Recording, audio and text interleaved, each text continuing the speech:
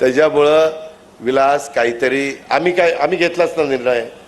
आम्ही पण घरामध्ये आम्ही पण पवार साहेबांना दैवत मानत होतो, आजही मानतो.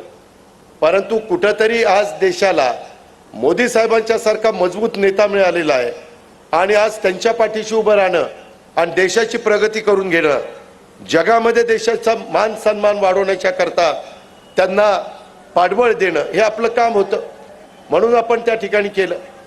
परिस्थितीनुसार सगळेच बदलत आहेत, अनेकांना बदलावं लागतं. आता या भाजपबरोबर असलेली मंडळी त्यांच्यासोबत आहेत.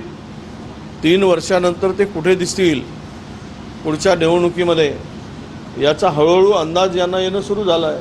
त्यामुळे अजितदादांना जर शरद पवार साहेबांच्या साठी दैवत म्हणून जर उल्लेख होत असेल तर तो मला वाटते बीडच्या भाषणातही त्यांनी केलेला आहे. पुण्याई कोणाची तर आई वडिलांची आणि चुलतेची पुण्याई असं ते बोललेत.